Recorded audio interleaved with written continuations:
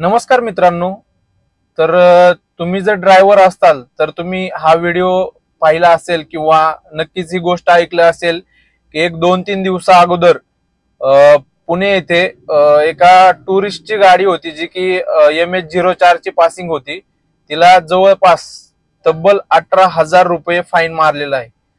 आता भरपूर गोष्टी त्यातून निघतात की का मारला, कशामुळे मारला, एवढा फाईन बसू शकतो का किंवा लागू शकतो का, आरटीओ वाल्यांनी चुकीचं केलं किंवा ड्रायव्हरने चुकीचं केलं, म्हणजे ज्याच्या त्याच्या मनाची गोष्ट आहे ती मित्रांनो. तर मी आज तुम्हाला तेच सांगणार आहे की मित्रांनो, तुम्हाला साईडला व्हिडिओमध्ये ती गाडी दिसतीये तर मित्रांनो त्या गाडीवाल्याची किंवा त्या ड्रायव्हरची पण चुकी आहे की ज्या पण काही गोष्टी नियमात बसत नाहीत आरटीओच्या त्या गोष्टी त्यांनी केलेल्या आहेत. म्हणजे एकतर त्या गाडीला कुठल्याही प्रकारचं रेडियम नाहीये, टुरिस्ट गाडी असल्यामुळे त्या गाडीला रेडियम लावणं बंधनकारक आहे, तुम्हाला पण माहिती आहे.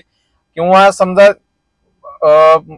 बॅक साईडच्या मिररला आता भरपूर लोक ब्लॅक फिल्मिंग करून घेतात, ते पण नियमामध्ये नाहीत. किंवा समोरच्या साईडला LED लाईट बसवलेले आहेत, ते पण नियमात नाही. तर अशा पद्धतीने त्याच्यावरती सगळ्या बाजूने बघितला असता त्याच्यावरती 18,000 रुपयांची पावती टाकलेली आहे. तर माझं एकच म्हणणं आहे मित्रांनो, तुम्ही अशा प्रकारचे नियम तोडू नका. जर तुम्ही नियम नाही तोडले तर त्यांना ही पावती टाकण्याचा अधिकार नाही किंवा ते ही चुकीची पावती टाकत नाही.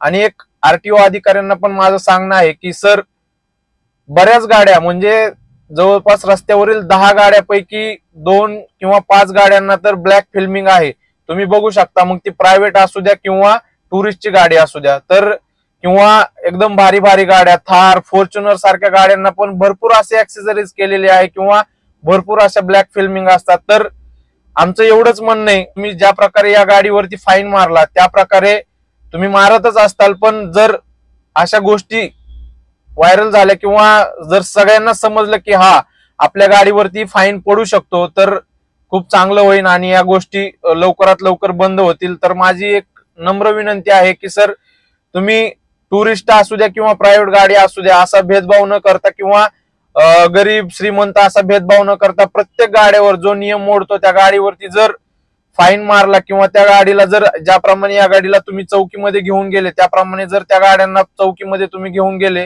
तर हे बंद होऊ शकतं, नक्कीच बंद होऊ शकतं. तर मित्रांनो, तुम्हाला हात जोडून विनंती आहे की अशा प्रकारचे नियम तोडू नका, जेणेकरून तुम्हाला हा एवढा मोठा दंड भरावा लागेल किंवा तुम्ही तुमची गाडी चौकीमध्ये जाईल. अशा प्रकारची कुठलीच गोष्ट करू नका. चला तर मित्रांनो, जर तुम्हाला खरंच माझं बोलणं बरोबर वाटत असेल तर मला नक्की कमेंट करून सांगा. पुन्हा भेटू एका नवीन व्हिडिओमध्ये, तोपर्यंत धन्यवाद.